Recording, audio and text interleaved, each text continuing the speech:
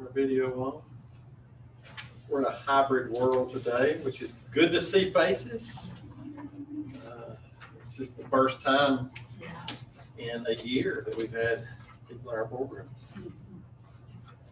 That's great. It is nice to see. Okay, I'll go ahead and call the meeting to order. The Jackson County Board of Commissioners. Their first meeting is the start is a public hearing to receive input from the public concerning our budget process for this upcoming fiscal year 2021 to 2022, which would be from July 1st, 2021 all the way through June 30th of 2022. But before we do hear from the citizens of our county about how they feel about the budget or questions they may have, or I respond to items within the budget or general comments, whatever that might be, I do want to recognize our manager. He wants to sort of do a quick update. I think there was some information that was not accurate in the budget. We want to make sure that it was accurately reflected so that you better understand our budgetary process and what that means for citizens. So, thank you, sir.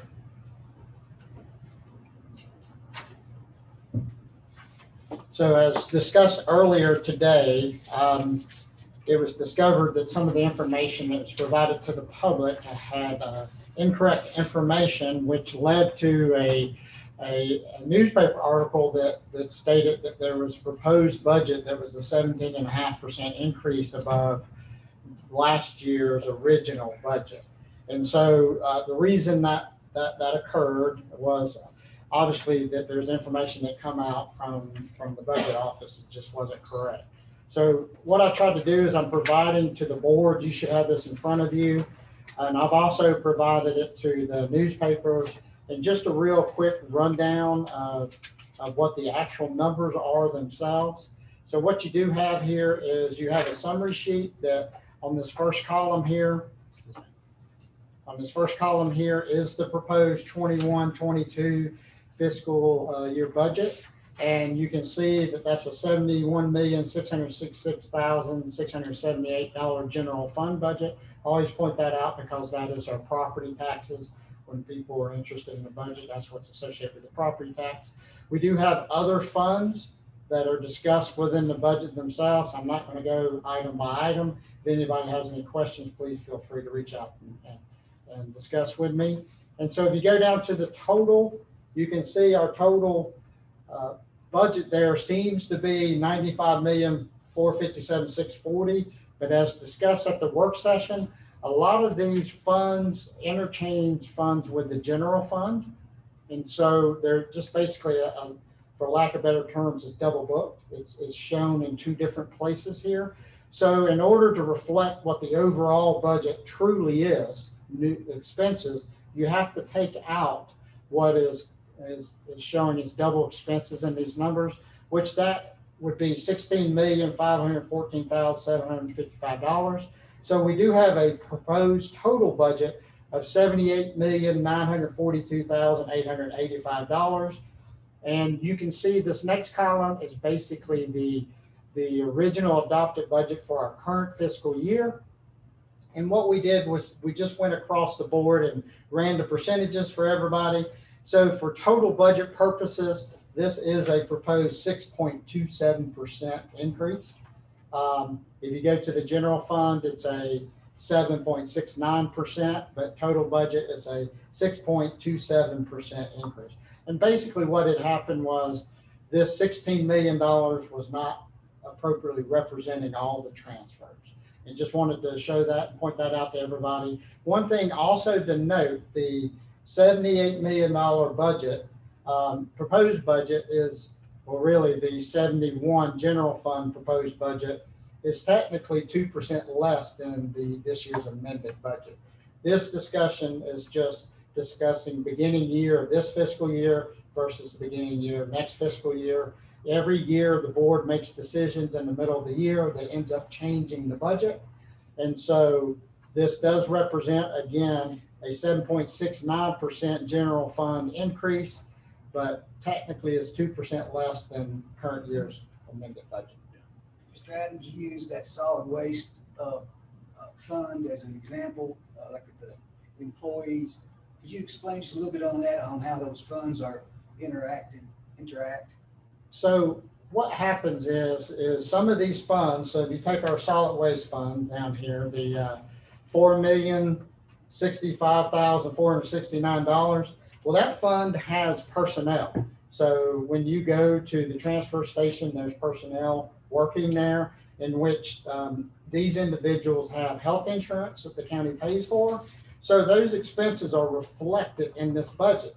But those expenses are also reflected up here in this self-insurance fund. So it's a double, the expense is double booked. Again, it's showing in two different places versus one. And the reason we do that is because on these separate funds, we need to show exactly how much these funds cost. If we were to remove, say, benefits out of these funds, then it wouldn't actually accurately reflect what our solid waste costs would be, or wouldn't reflect what our 911 costs would be, and so forth in these other funds. And so we also transfer some of the larger funds are like debt service and so forth. You know, we pay debt out of our general fund, but we have a debt service fund here. And the reason we do that is we're trying to show the citizens what we're paying on an annual basis for our debt. So people like to use the word transparency, so I'll use it here. This is a very transparent way to show the actual cost of each of these funds, and that's what we're attempting to do. And I think it's also worth mentioning to follow up and to continue what you just previously stated about budget amendments. This budget, once adopted, will probably be amended within the first month. And it creates a process where we receive additional funding from various sources. Sales tax revenues may be up or down. We may receive state or federal monies. There's a whole host of things that come about that cause the numbers to come in to have to be readjusted. And so that's why we have the process of amending the budget to accurately reflect the additional revenue or the lack of revenue that may or may not be there. So it is a process, but thank you for clarifying that very important piece of information. I think it's critical for us to make sure that we communicate with those. Any other additional thoughts? No, sir. Just before we move forward with the public hearing, we do have people that are here that are signed up to speak. And then we also, you should have a list of potential Zoom speakers. And so I'll hand you the list that have signed up here, and then we'll have to go to the Zoom after you've recognized people. Okay. Like I said earlier, it is very good to have people here in person, face to face. And what we'll do is you'll have up to 3 minutes to speak about the budget. And I'm going to go down the list here of those that have signed up first, that are here in person that would like to speak. And then once we've worked through this list, we'll work through those that are online that may be here virtually today. So the first on the list is Mr. Bob Cochran.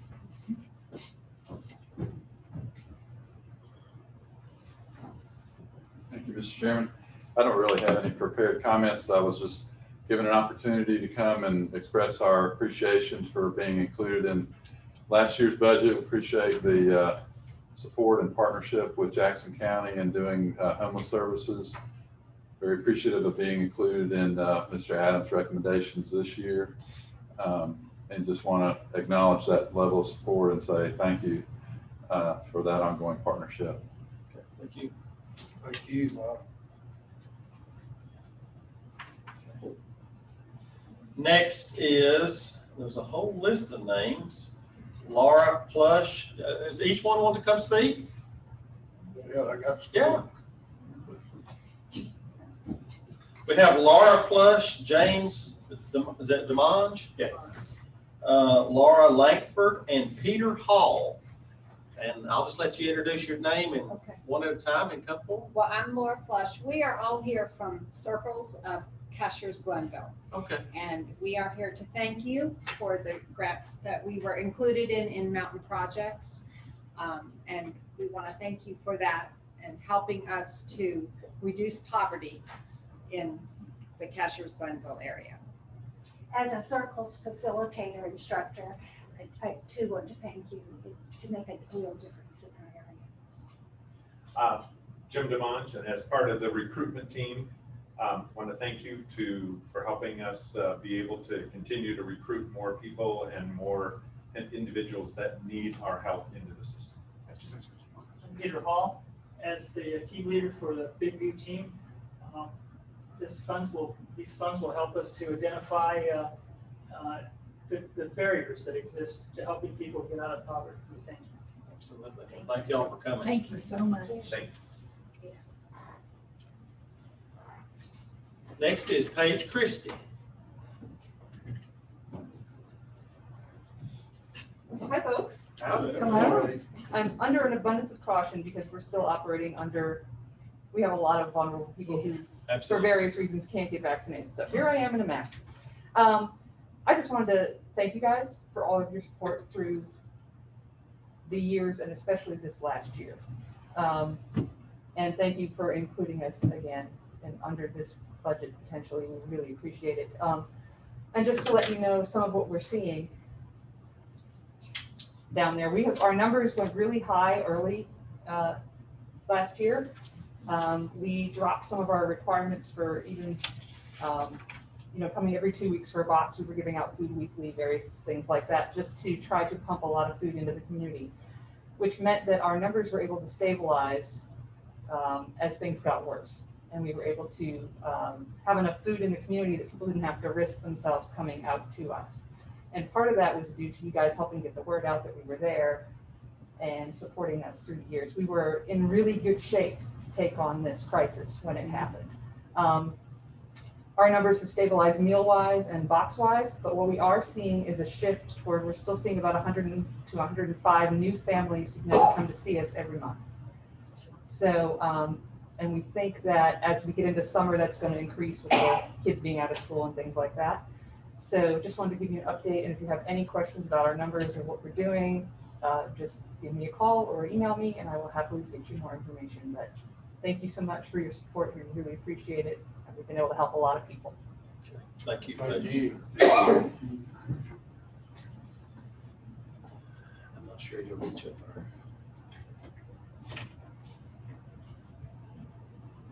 Okay, next, that's all the ones that have signed up. Is there anyone else here in the room that'd like to speak that didn't sign up?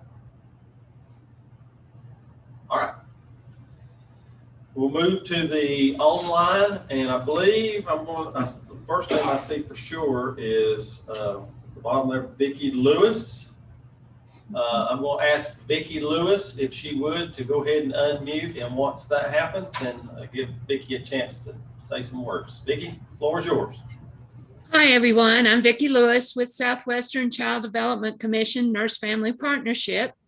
I would just like to thank the board for your continued support of our program. You've always been so faithful and so good to us, and because of this, we're able to serve over 96 clients now and have continued to serve them throughout the COVID-19 pandemic. We've used telehealth, we've used FaceTime, we have used every means possible, and because of that, we're continuing to grow and get the kind of results that we've always seen. These girls are turning out to be great parents. They're going back to school, they're going to work, they're doing things that are necessary to keep moving forward. And for that, in your generous support of our program, we thank you. Okay, thank you, Vicki.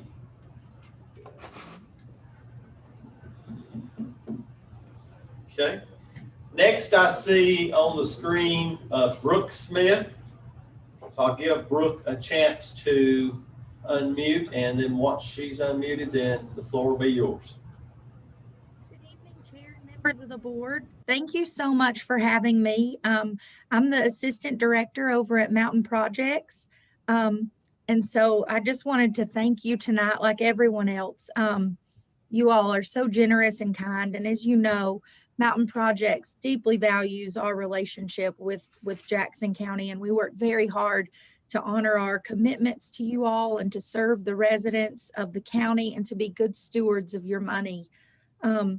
So thank you for believing in our mission and in us and in our work. Your willingness to continue to support us is so appreciated. I know some of our folks from the Circles program already came, but on behalf of them, on behalf of Neighbors in Need, our GED program, our volunteer center, and our senior companion and foster grandparent programs, we thank you so much. We could not do any of this without you. Okay, well, thank you very much for your comments. At this time, I do not see anyone else on the screen who has logged in that signed up to receive the login link. So what I think we'll just do is we'll move on, we'll close out the public hearing and then move on to our regular meeting, and then we'll have public comment portion in that meeting. And if someone were to join at a later time, we can allow them to speak during that public comment section so to make sure they get the chance to be heard. So with that, is there a motion then to adjourn this public hearing? So moved. All right. Second. All in favor, say aye. Aye. Thank you all Thank y'all so for being here. much Thank y'all. for all you do for our community. Thank you.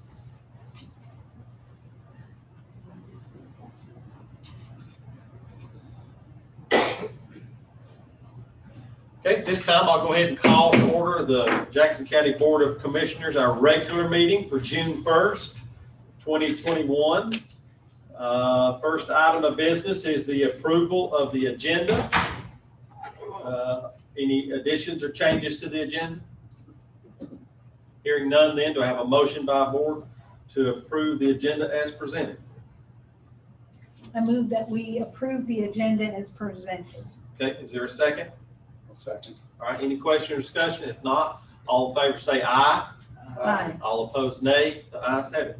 First item on the agenda is the approval of the minutes. You should have received a copy of our work session minutes from May 11th and then our regular meeting minutes from May 18th. After having had a chance to review those as distributed by the clerk, what's the pleasure of the board? Mr. Chairman, after reading Ms. Winchester's 17-page minutes, I'll make a motion to approve. Okay, we have a motion. Is there a second? I'll second. All right, any question or discussion? If not, then all in favor say aye.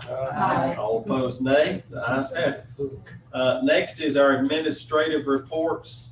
I don't have anything this evening in the way of a chairman's report. We'll start with Commissioner Strickland first this evening. I just had a lot of good feedback about the constitutional county. Okay. Lots of good feedback on that, and people are happy to see that's going on. Okay, and that'll be on the agenda later for more discussion. Yep. All right, Commissioner Jones, any? Just the County Manager Adams came up to Cashiers, and we went to the Chamber of Commerce, the Fire Department, went to Rec Center, building inspections, the Fire Department, and we had a great day. It turned out to be a day of working with the public and meeting people, and we're real pleased to do that. It was a good PR for the county. Thank you. Very good. Commissioner Woody? Yes, I would like to inform the board and also any citizens that might be listening that Mountain True is having a bio blitz starting on June 5th, and it's going till June 12th. And they have this app where you can just take a picture of flora or fauna, plants and animals in Jackson County.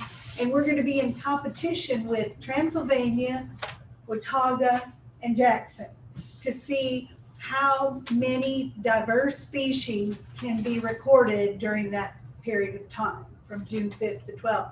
So I'm going to participate, and I would like to encourage anyone else to do so. We are so blessed here in Jackson County to have such wonderful diversity of plants and animals. And it'll be kind of exciting to see how many citizens can find these different things. Very, very good. Commissioner Deets? Okay. Mr. Adams, County Manager's Report.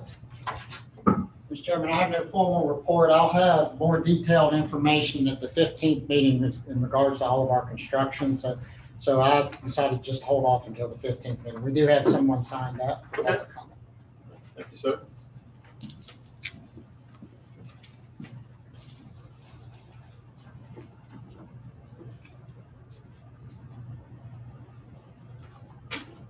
Okay.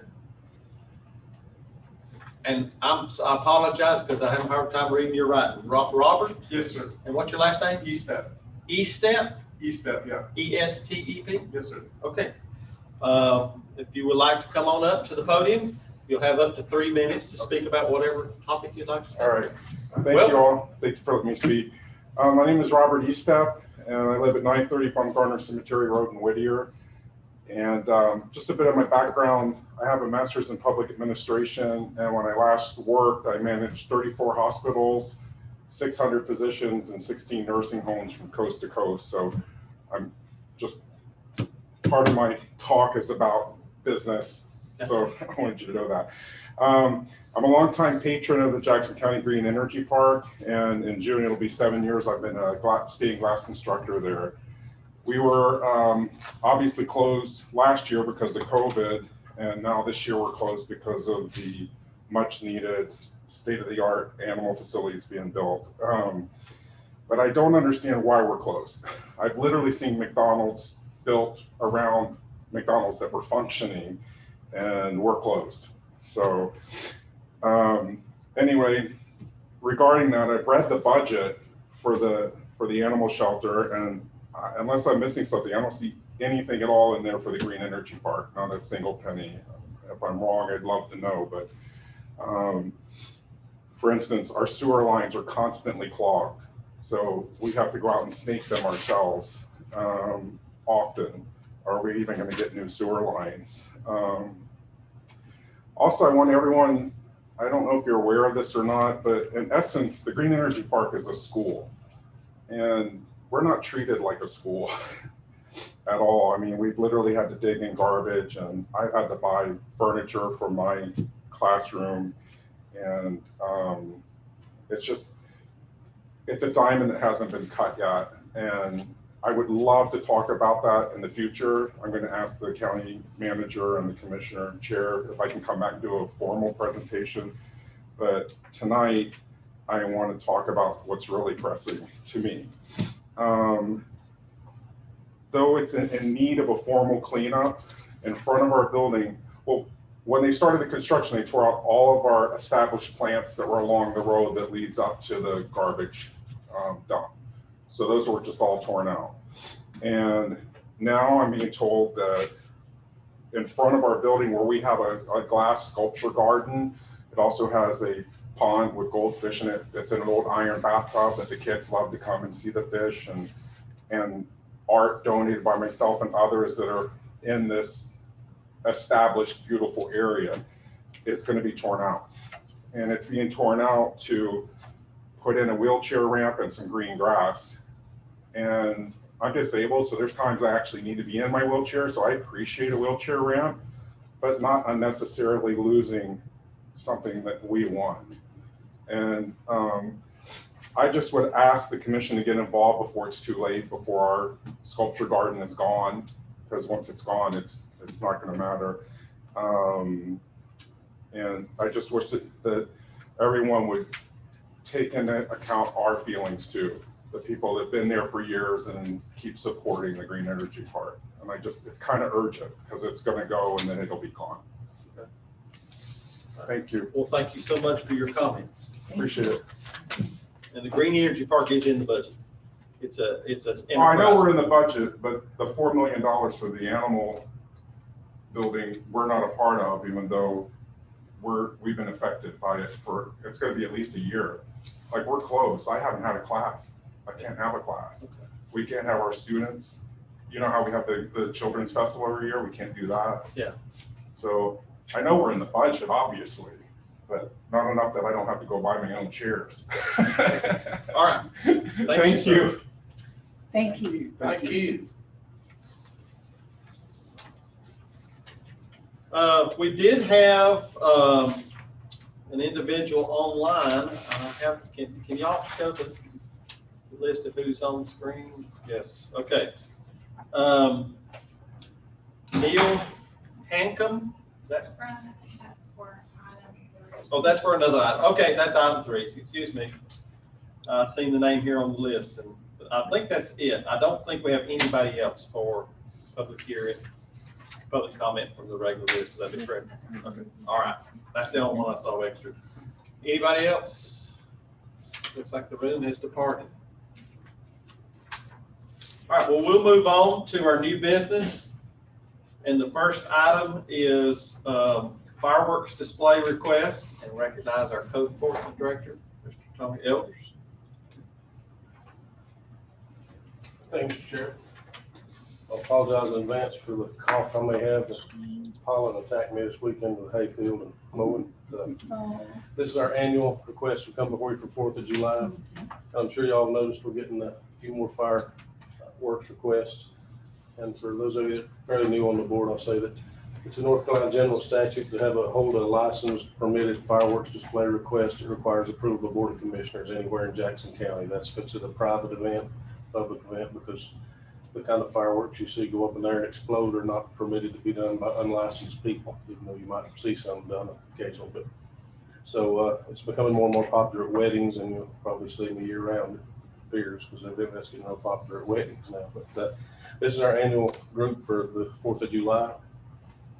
We do as many or more than any county in the state. I know the city of Charlotte last year had 4 shows and we had our 11. So it's just, especially up on the mountain, it's like a competition. And Yeah. you'll see this year on Friday night, July 2nd, we have High Hampton for the first time ever. Mark, you might be interested. They're going to shoot off of the peninsula down there out behind the clubhouse. But they don't have a green anymore. And that'll be our first one in my time at High Hampton. The others we've all done before.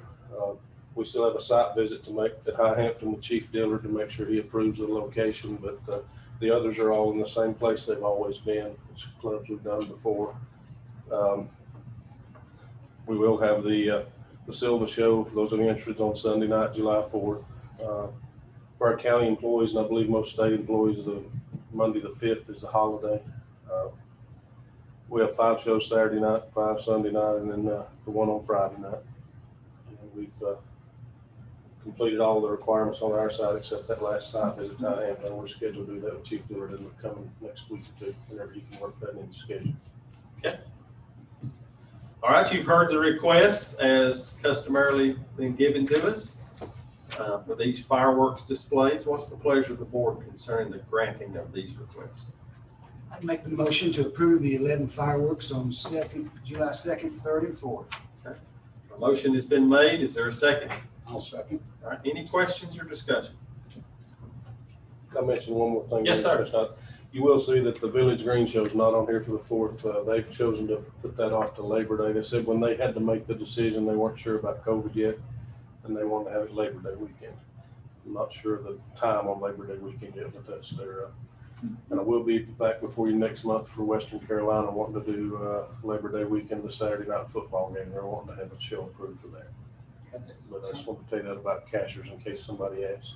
Tony, when will that be as far as the Western? The reason I'm asking is if this board chooses to follow what we've done in the past, they may not meet the first meeting in July. So I could even get it done in they said they were sending theirs out for bids. I asked them to get me information. I could have it at the next meeting if you want me to. It's September 4th, Saturday night after the first home football game. It's September. It's September. It's September is the show, yeah. So I've got time. Mid-July is fine. Yeah, that's fine. But in case somebody saw this in the paper or something, wonder what happened to cashers, that's nothing with us. They contacted us early and said they were delaying the Village Green fireworks until Labor Day weekend. I don't know if that's the entire celebration. They just mentioned the fireworks. Okay. Any other questions or comments? All right, Madam Clerk, if you call the roll. Commissioner Deeds? Yes. Commissioner Woody, Yes. Commissioner Jones, Yes. Commissioner Strickland, Yes. Chairman Knight. Yes, motion carries. Thank you. Next is item 2, the Jackson-Macon boundary line. We'll recognize our tax administrator, Ms. Tabitha Patch. Whatever happened to that? Yeah. Yeah, we hadn't heard this topic in a while. Yeah, yeah. As you can see by the history, it's been going on for a while, so. We're just gonna go through a little bit of history and then we'll get into kind of where we're at the moment, and hopefully we're getting to an end point with this ongoing project, so. And Don and Heather can jump in anytime if they got anything to add, so. So basically the boundary line has never really been very well defined. It always just basically says it runs to the top of the ridge. And traditionally to do that, we've used quad maps and reported surveys to determine where we believe the top of the ridge is and that county line boundary is for taxation purposes. So back in 2013, this is kind of where it all started. The DOT released some LiDAR elevation maps. And that from that data, it looked like, and I'll show you in the next slide or two, that the top of the ridge was really over in a different area, and it looked like that Macon County should be getting a lot of the homes in that area at the time. And just for your information, LiDAR is a remote sensing method that uses lasers to measure elevations. It's typically very accurate in determining the location of the top of the ridge, unless that top of the ridge has been moved. And that's kind of the situation that we're coming into at this point, is that the top of the ridge has been pushed back when the homes have come in and improved it. So it's not necessarily lined up like historically it was. So for certain, moved dirt. yeah, they're just Okay. moving. So Yeah. it's not a line, it's actual land that's moved. Or, Yeah, they're pushing back the Okay. earth. I see. And if you looked at it, it would look the top of the ridge is somewhere different, but the top of the ridge is actually here. They've just shoved back the earth, I see. and it looks like the top of the ridge is moved. So for surveying purposes, when a natural boundary has been moved by man-made activities, the historical location is usually the most accurate information. And I'll show you a little bit. It might be kind of hard to see, but I've got it also on the next one. So this red line here is the DOT, where the DOT 2013 LiDAR came in. This blue line is currently what our proposed county line is from the state. And as you can see, this green one here is where we believe the line is. So we're very close on that line, except for a little bit of area here. But as you can see. So I want to make sure they understand, if you go back to that slide, there's right between the green and the blue, that's splitting. That's splitting those properties. Yeah, one of those houses is split. It's already being properly taxed, but I think it will be fine. But the point of, I guess, what really brought Macon County into this discussion was areas like this, because as you can see, these are a lot of homes. And when this LiDAR map came in, they were under the impression that all of these needed to be in Macon County. And so this kind of all stirred up the initial request. And Mr. Jones, we're going to talk about him, he was part of it. So, and so these are basically, a lot of this history is going back through old commissioners meeting minutes. So in August, on the August 5th meeting, a commissioner from Macon County and the county manager at the time requested to meet with our county manager at the time and Commissioner Jones to discuss the line, especially in the Highlands area. Me and Tony were laughing about, they don't really care about the Pumpkin Town area, but we are concerned about the Highlands area.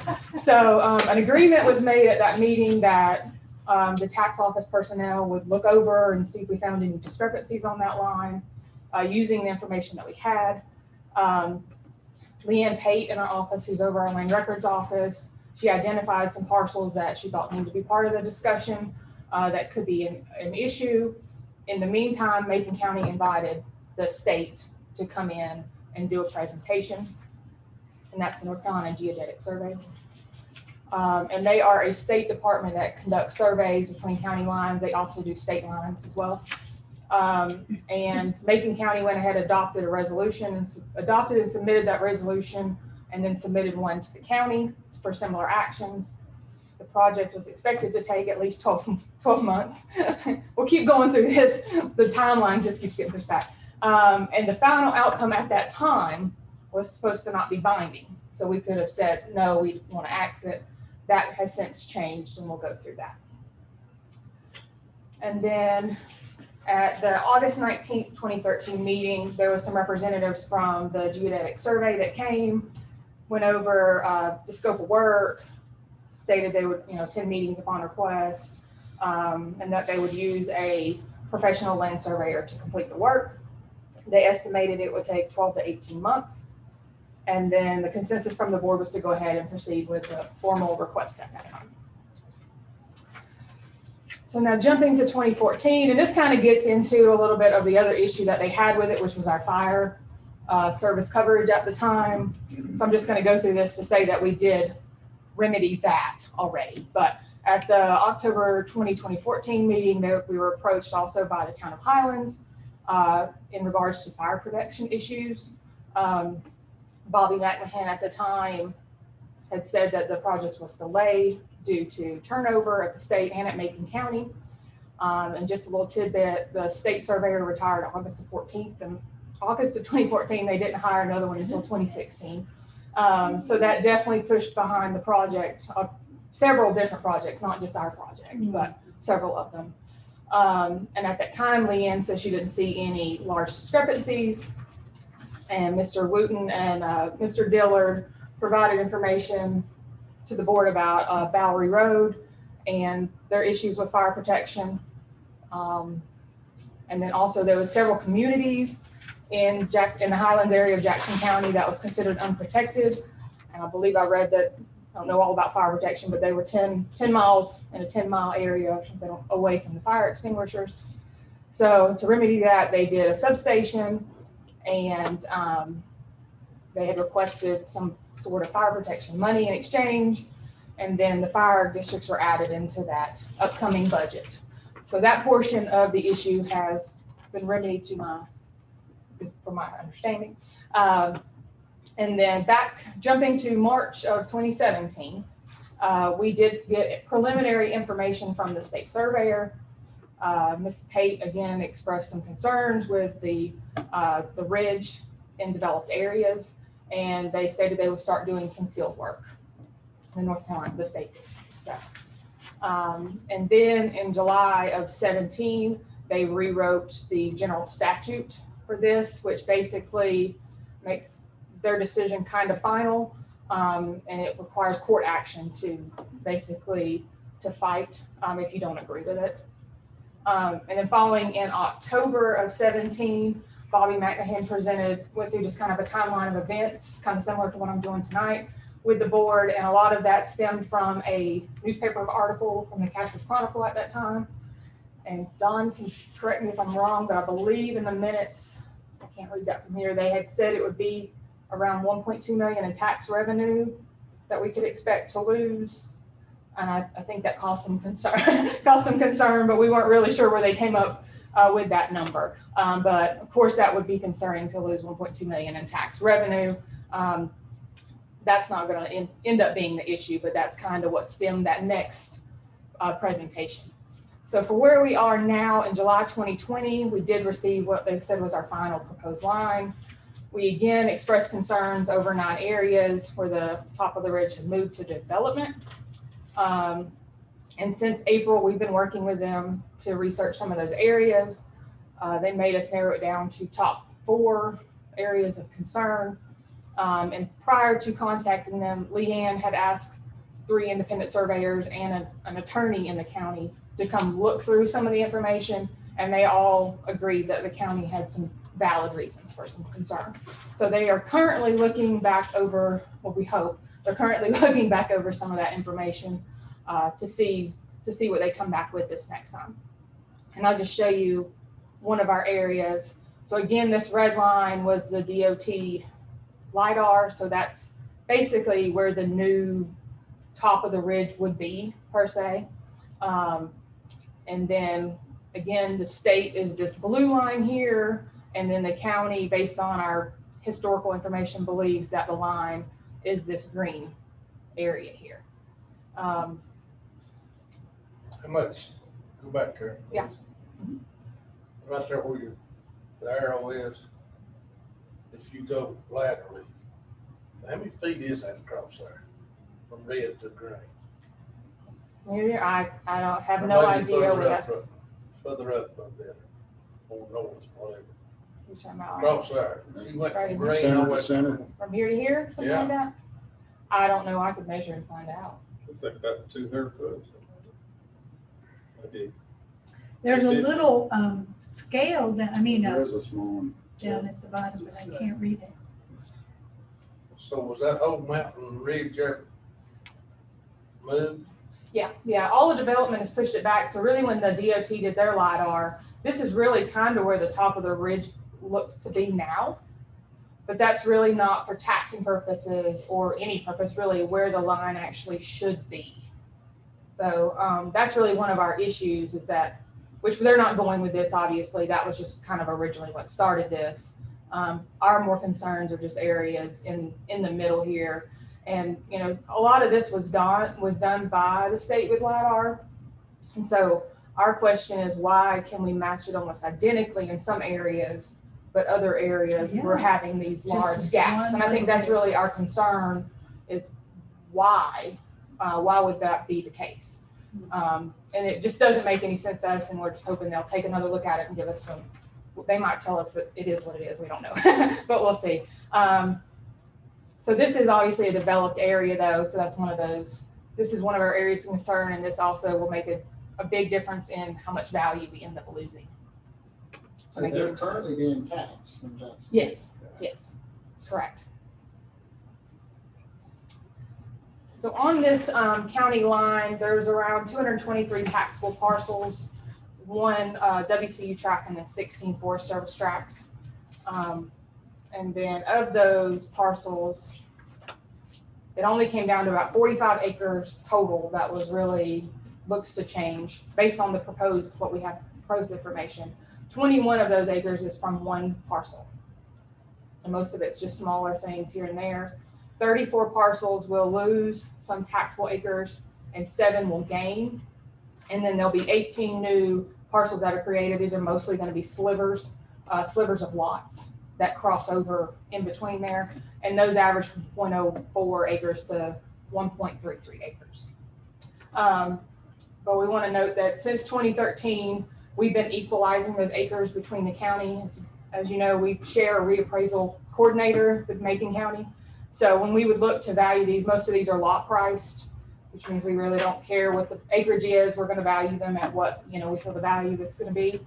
So if we had a 5-acre lot and we had 0.10 of those in Jackson and the remaining was in Macon, we're going to have a $10,000 value in Jackson County, and there's going to be 490 in Macon. So we've been doing that already for several years, making sure that we're not double taxing people, that we're trying to come in fairly. So hopefully most of those, I don't know that we'll have much of anything with those little slivers, but stuff like that, $5,000 to $10,000 or something like that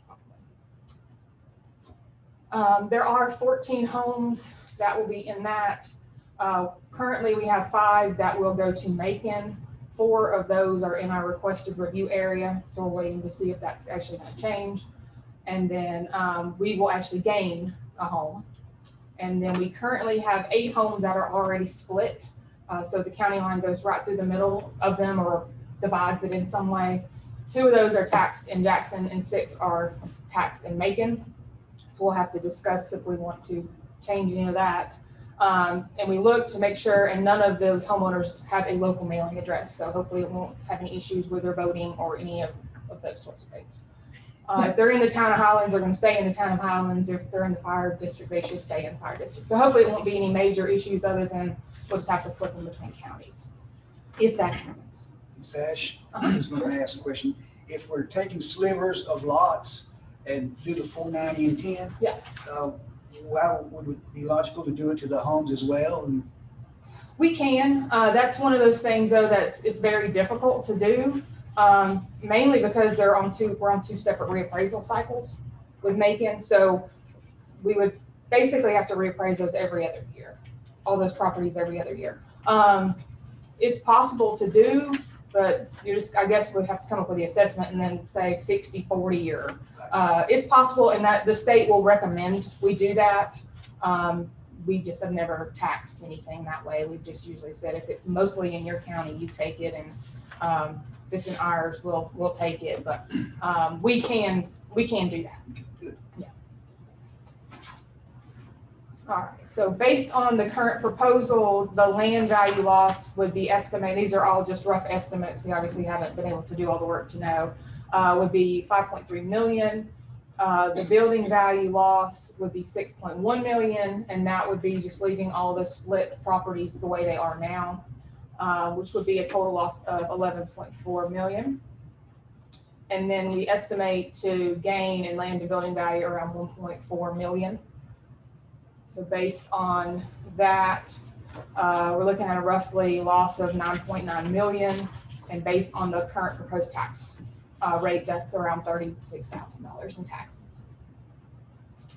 Far cry from the 1.2 million. So, but that's again based on the proposed. We're still waiting to see if they're going to review any of our areas.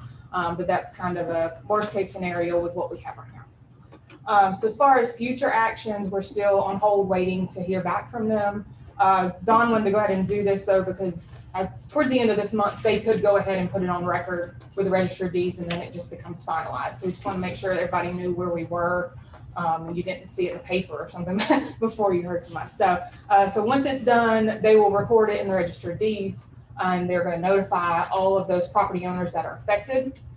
And then we will start going through the work, making sure we get all those slivers done, making sure everything gets priced, figure out between us and Macon who gets what. And then I'll be working with the tax administrator of Macon County and our reappraisal coordinator to make sure we get the values correct, because the last thing you want to do is have one, a sliver over here and they're getting charged $100,000 and their lot or their house is worth $100,000 on the other side. So you want to make sure you get all that worked out. And currently, unless we're told differently, we're going to hope to have this done by January 1 of 23. That's when Macon County will do their next reappraisal. So I think it makes sense to do that unless somebody tells us we need to do it quicker than that. But we're going to need the information back from the state quicker to make sure we have it done, because January 1 is our taxation date. So we need it done quickly if they expect us to get it done by the end of the year. So that's kind of where I'm at currently. So Ms. Ash, one thing, going back to the conversation about originally it was thought that it would have to be agreed upon by both boards. That's not what we're being informed at this point. No. So basically, my understanding is once the state makes a determination, that is going to be the line. Yes. It's important. That's the reason I also pointed out where there may be potential new splits. And so that if I were to all of a sudden get a notice that I'm now no longer in Jackson and I'm in Macon or vice versa, I would wonder I'd want to know all of this information. And that's really the point of what Tabitha was saying, is I wanted her to come and present this, get this information public, get everybody aware of what's going on, because you said it could be next month. It could be the end of this month, that if they could go ahead, because it would have been a year. So some of these individuals may start getting notices and wondering why, et cetera. So now we have this online.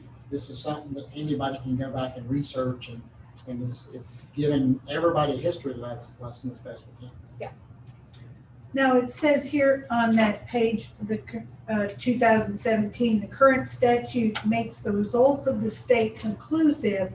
Disagreements require court action. Yes. So if Jackson or Macon disputed what the state decided, there would be that recourse for court action? I was talking to Heather about it earlier, and it actually reads 2 or more of the counties.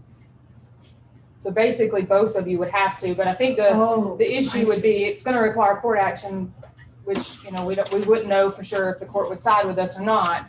But then it also goes into that we would have to basically pay it for ourselves to get a survey. So we're going to have to hire a surveyor, and I don't know that the county's going to want to do that over a $30,000 tax loss. And then the only other option that they stated was to get the statute rewritten, basically. That's kind of what, which is kind of the frustrating part for us, because it's, we didn't tell you to take that many years to get this done. I mean, it could have probably been done in 14 or 15, but it is what it is. We're here now. So that's kind of how that will work. So yeah, it would require court action, but it does say in there 2 or more of the counties. So, and I don't think Macon County has any issue with it. So, and I mean, we're just hopeful too that they'll actually review our areas of concern and maybe make some adjustments. But the general statute that's referenced, I'm not familiar with it, but is the determination of, excuse me, the determination of where the line is. You would think that there would be an approach, you'd want it to be the boundary of an existing property as opposed to have a sliver. Yeah. Does the state ever take that into consideration, or it says the top of the ridge, and by golly, we're going to choose the top of the ridge and let the chips fall where they may? yeah, I don't know that they take that into consideration. I mean, we've always had portions on either side, so it's really not anything necessarily new for us. And that's across every boundary that we have. So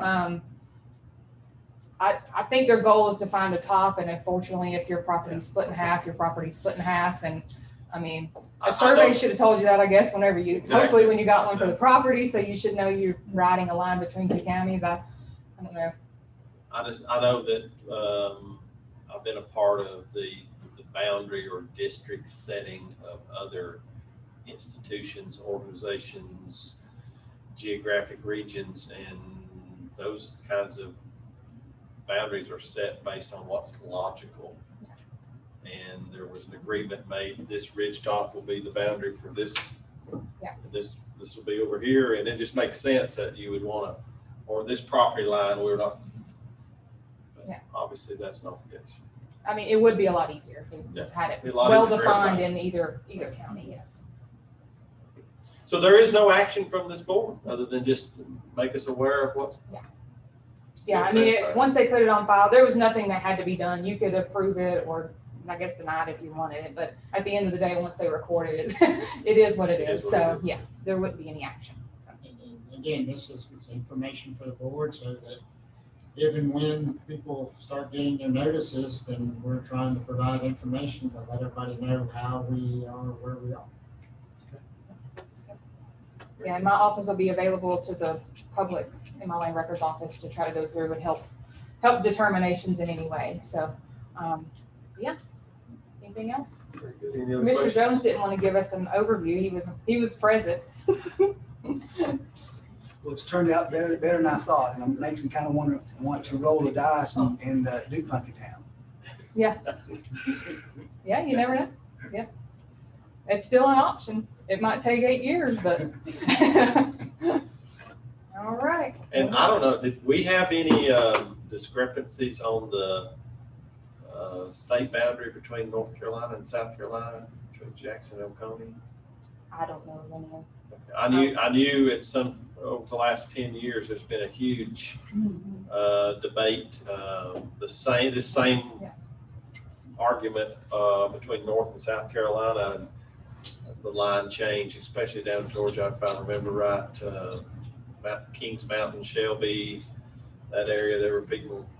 I'm not aware. I just know South Carolina wants south of the border. That's all I've ever heard about the South Carolina border. That they want south of the border. Yeah. All that.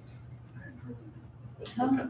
That's good. All right. All right. Thank you. Thank you. Thank you, Pat.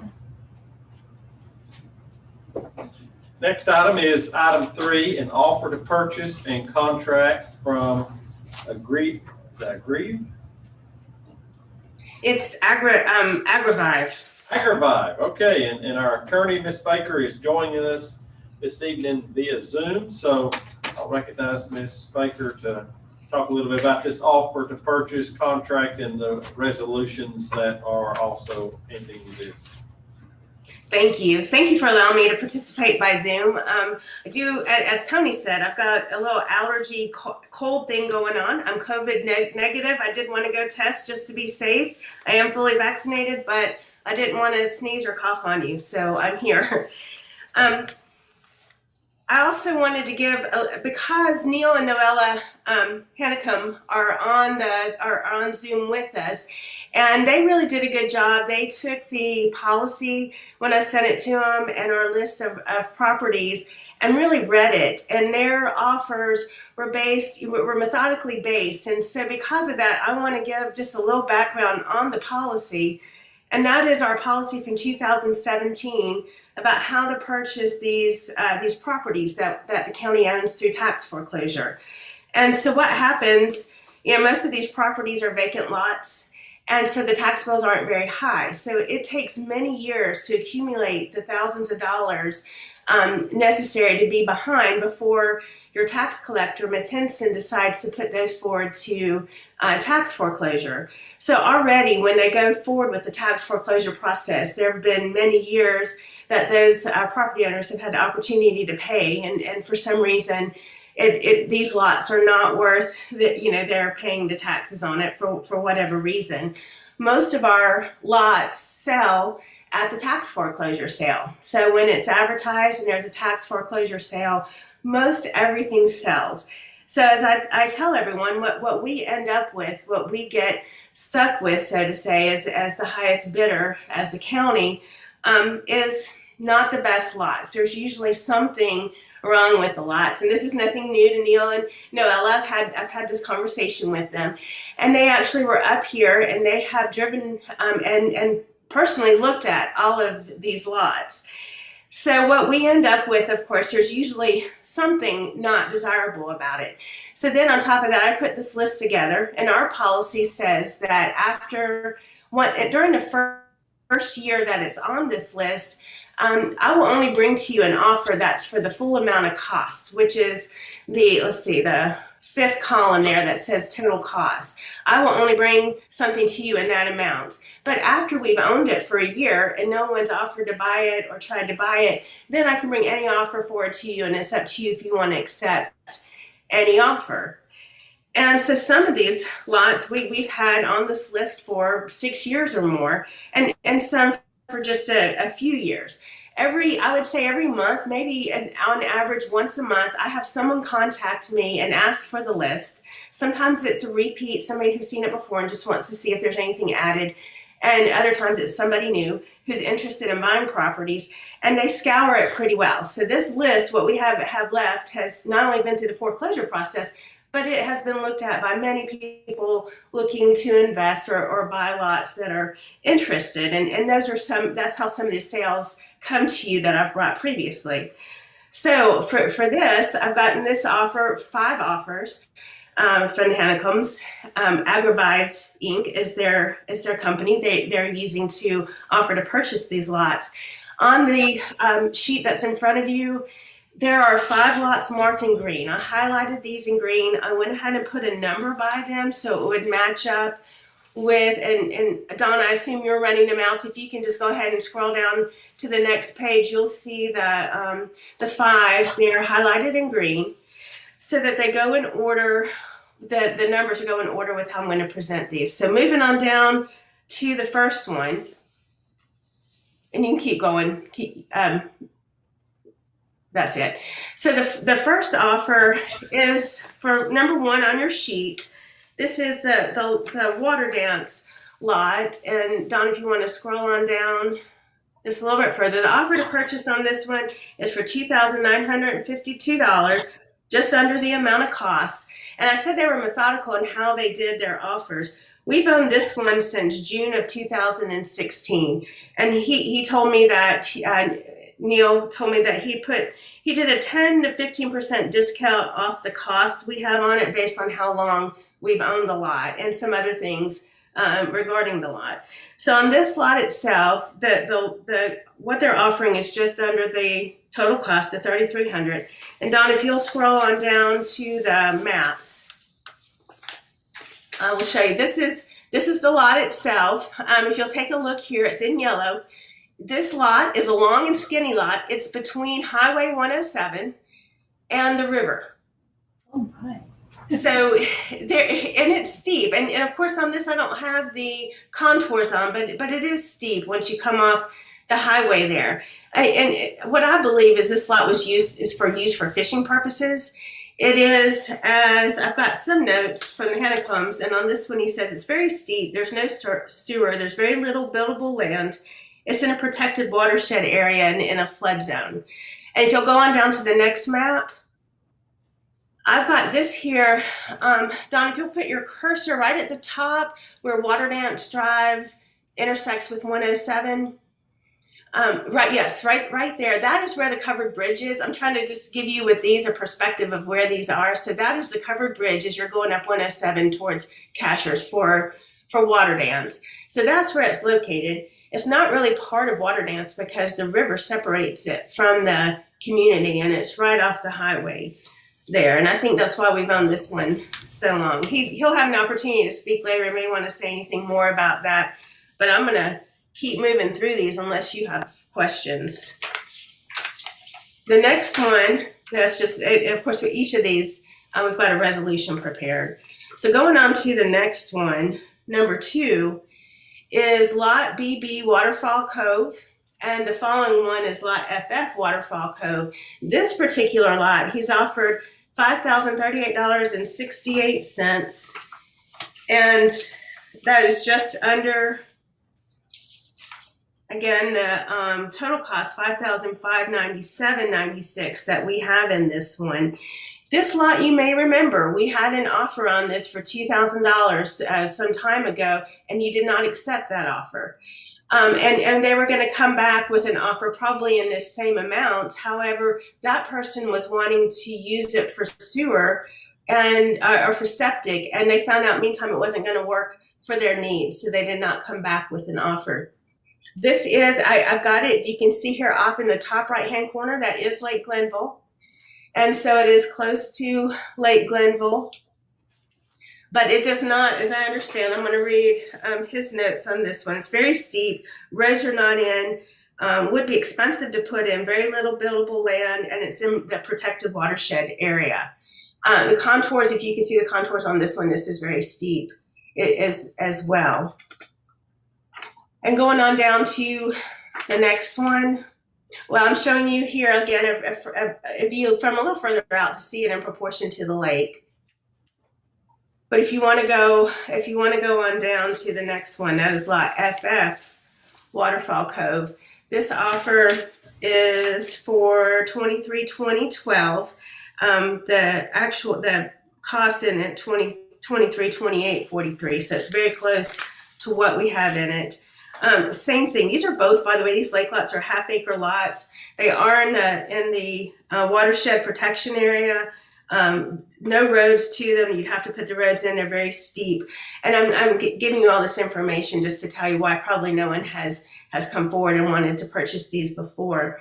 And in this one here, if you look at the lot in blue, this is the FF. And then if you moved forward 2 lots and then to the left one where it says, yeah, right there, that is the first lot. So you can see those 2 together in connection with the lake. And then moving on to number 4.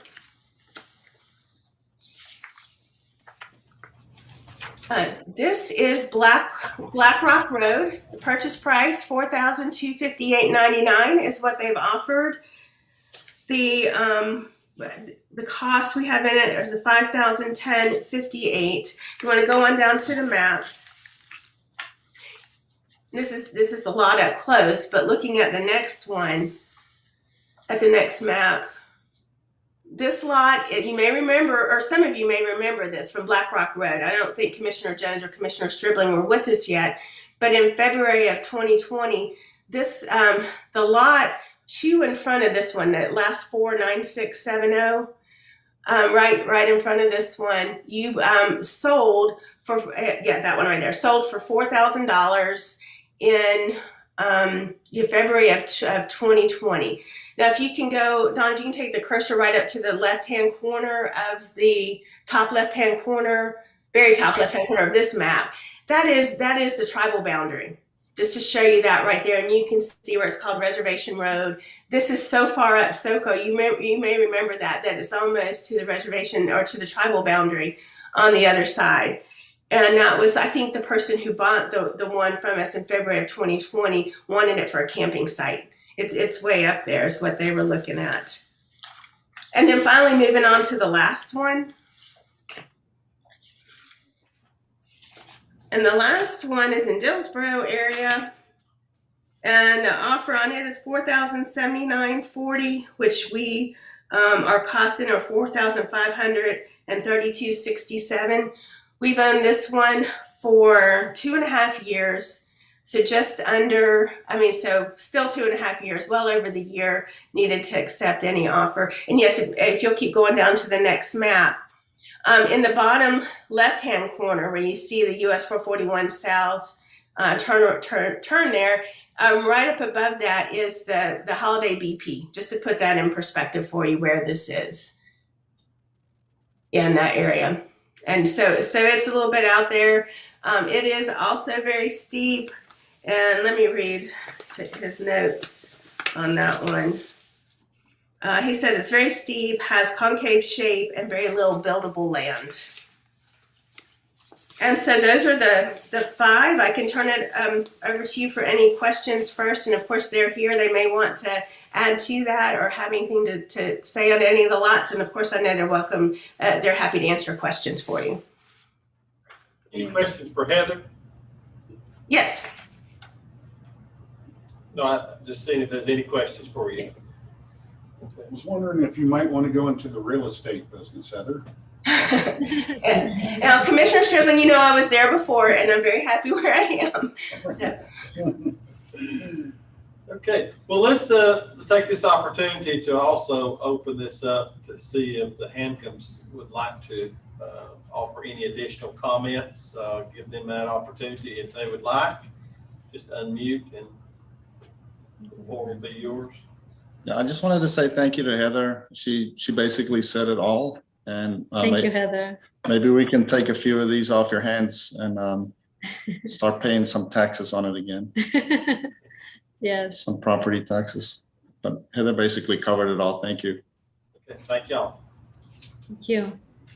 Any questions from the board? Is everybody understand what's in play here? So we've got 5 offers. Do you want to make a motion concerning these 5? I move that we accept these offers as presented. Okay. So the motion, do we have a second? Second. The motion would mean to accept the offer and start the upset bid process as we currently have in our rules. Any questions or discussion? And just for the Hancoms to know, and for all of you to know as well, we send these out to the joining owners. We send the notice that goes to the paper out to the joining owners of all the properties so that they know as well. Thank you. Heather, we know you didn't feel well today, so hope you feel better. Thank you for being here, Heather. Thank you so much. All right, if no other questions or comments, I'll ask our clerk to call the roll, please. Commissioner Strickland? Yes. Commissioner Jones? Yes. Commissioner Woody? Yes. Commissioner Dees? Yes. Chairman Mack? Yes, motion carries. Thank you, Heather. Thank you. Thank you. Okay, next is our legislation. Next is the item 4. This will be an ordinance authorizing the establishment of a special revenue fund for the American Rescue Plan Act of 2021. We'll recognize our finance officer, Ms. Fox, to highlight this resolution. Ordinance, I should say. This is for the creation of the Special Revenue Fund for the American Rescue Plan Act of 2021. The funds will be used over several fiscal years, so the local government commission has recommended that the Special Revenue Fund be set up. We will be receiving $8,534,441 under the legislation. And this just authorizes us to account for it in that Special Revenue Fund. Off the top of your head, you know what the interest rate is now on that, something like that? It's low right now. The interest rates are really low. Really low. But we should be receiving the first payment within the next couple of weeks. Good. Now, they'll be finalizing the rules on this July 9th, is that correct? That's Have they correct. decided whether or not we can collect interest? They haven't decided yet. So I just want to point that out. They're finalizing all the rules here. So one of the rules that is being discussed is when they put the first half of these funds in our bank accounts, whether or not we can actually draw interest. There are certain occasions when we hold monies that we have to put it in a non-interest bearing account. And so they haven't made that decision yet on the final rule. I didn't know that. Yeah. Wow. I'll tell you a story. And they opened the portal last week for the county governments to create the account. So we've completed that. Okay, Any other questions? any other questions? All right, it's been presented to us, ordinance number 02021-01. What's the pleasure of the board? Motion to approve, Mr. Chairman. Okay, have a motion to approve the ordinance. Is there a second? I'll second. Okay, any questions or discussion? Madam Clerk, could you call the roll, please? Yes. Mr. Deeds? Mr. Woody? Yes. Mr. Jones? Yes. Mr. Strickland? Yes. Chairman Murphy? Yes, motion carries. Thank Thank you very much.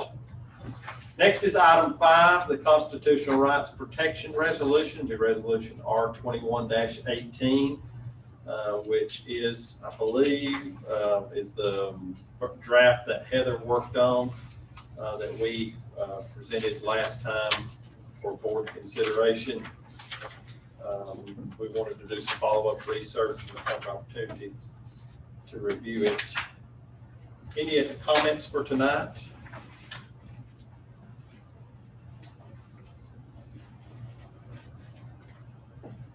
Is there a motion in order for this resolution? I'd like to make a motion, Okay. Chairman. Commissioner Striblin has moved that we adopt this resolution. It will be R21-18. Is there a second? I'll second the resolution for discussion purposes. Any questions or discussions?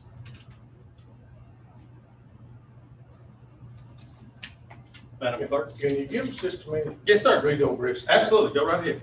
We got it all the time.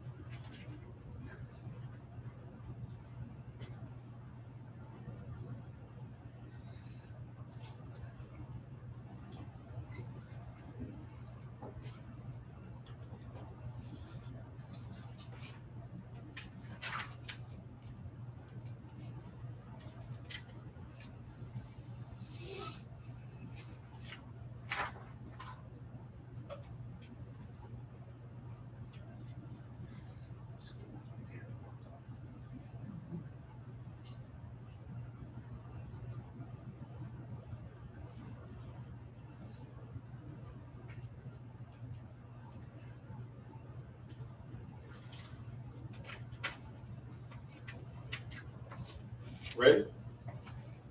That's Everybody else had a chance to read it in its entirety? All right, any other questions or comments? Well, Mr. Chairman, Yes, sir. I think what we're voting on, and I hope that's what we're voting on, is all of us sworn to uphold the Constitution of the United States when we were elected. And whether we agreed to or not, we put our hand on the Bible and swore to that. And I took that very serious. And even the founding fathers, when they put the Constitution together, didn't have some of these rights. That was a thing that was come along later. And if I remember, I might be wrong, it was like 7 years later. I might be wrong. But it wasn't, yes, it wasn't 2 or 3 days. No, it was. And they were petitioned to come up with these 10 Bill of Rights.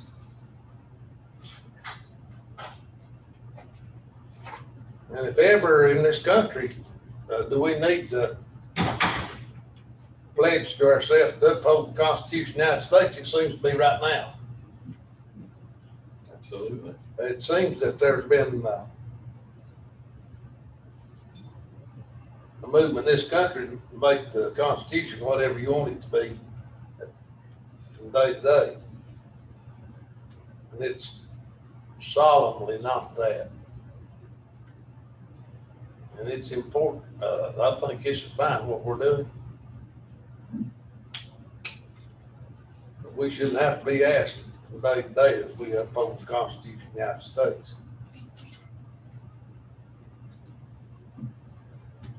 Because if we got anything about us, we uphold it every day without being asked or pledging to that fact or whatever. Absolutely. Thank you, Mr. Chairman. Absolutely, Commissioner. And I know yesterday was Memorial Day, and there was a ceremony down at Freedom Park inside Mark Watson Park, sponsored by the American Legion, in which we remembered those who died in the line of duty, not just from this county, but from all across this nation.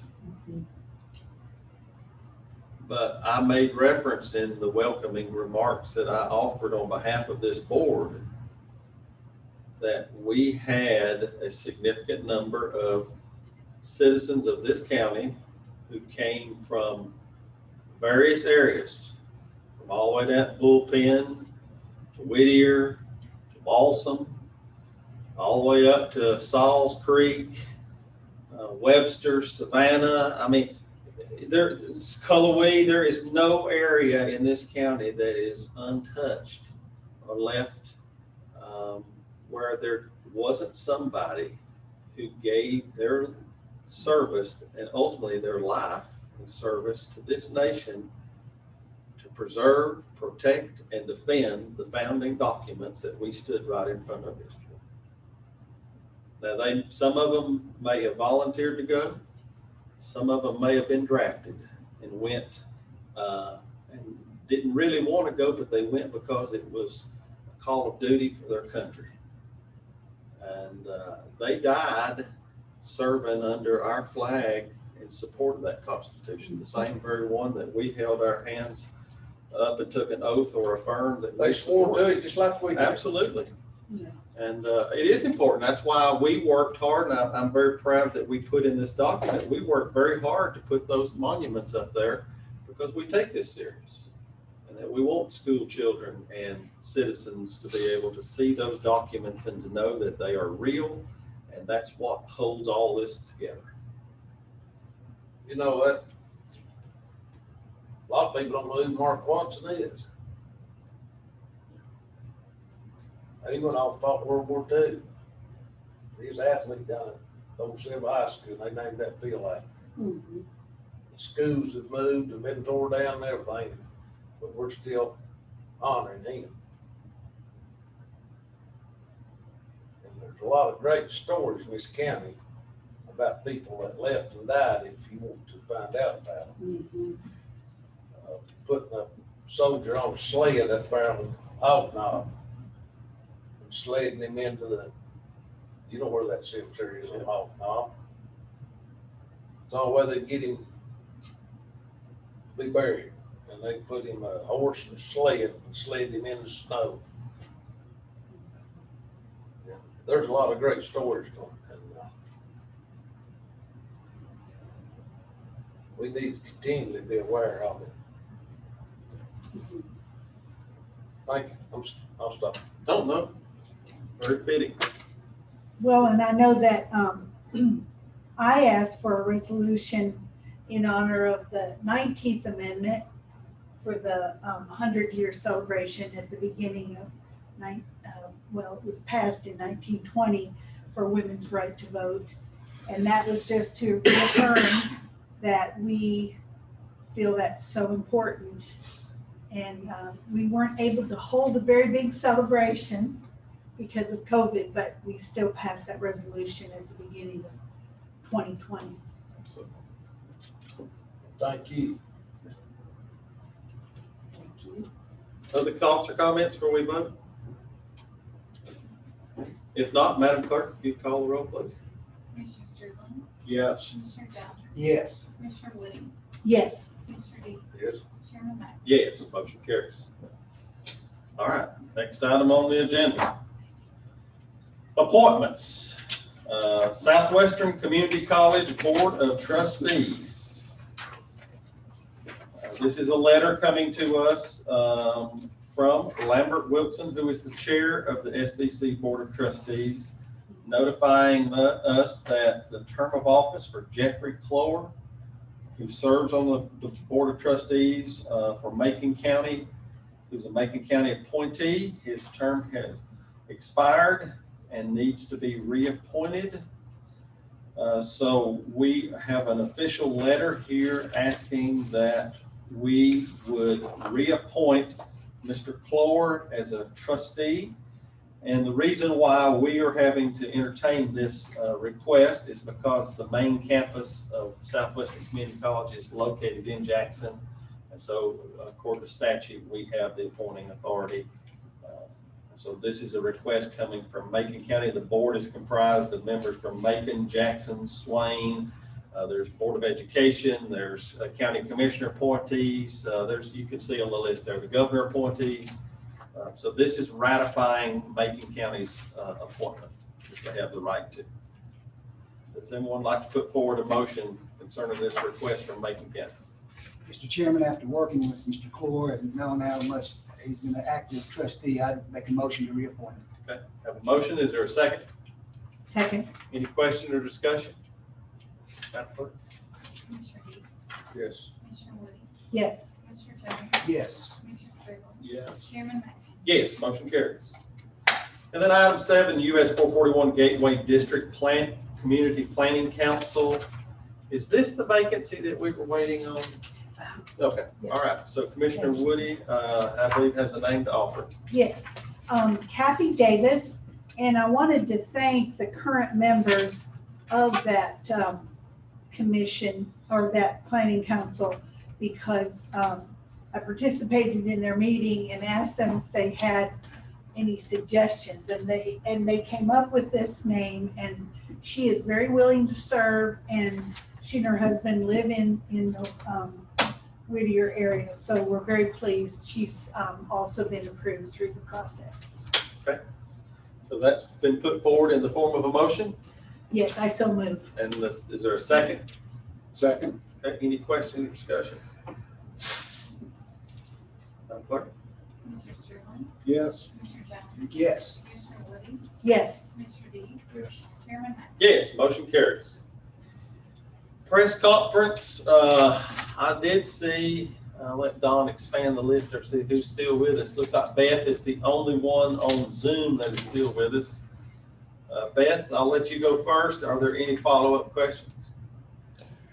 Yeah, I actually had one for Commissioner Dietz. You mentioned that people have begun interpreting the Constitution or reinterpreting it to be whatever they want almost on a daily basis. You hinted. Is there any particular person or group to whom you were referring?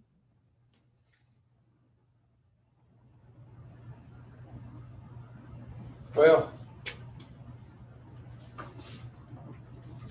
I just can't really believe that what happened in Washington back on the 6th, was it the 6th? Was it the 6th? I can't believe what happened there. We're sweeping that under the rug like nothing ever happened.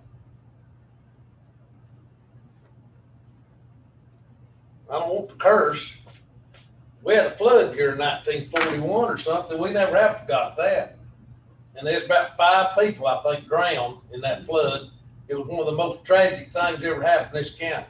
When tragic things happen, you can't ignore it like it just didn't happen. And you can look all over, this whole country's got things that's happened from state to state, from county to county, that's been tragic. And the only time anybody's ever overrun the Capitol building is the British, and burned the White House down, if I remember correctly. That's correct. And here we're voting on whether to uphold the Constitution. We're having things like that happen in our country, and we're ignored it.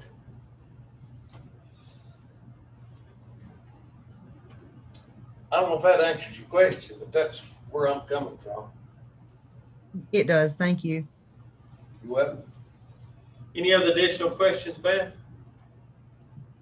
No, that's it. Unless any of you, the rest of you would like to share your thoughts. Anybody want to offer a comment? Okay, sounds like no. Holly Bowman is with us in person tonight. Holly, do you have any additional questions? No questions, thanks. Okay. I'll make sure I did see this right. There is no one else online, correct?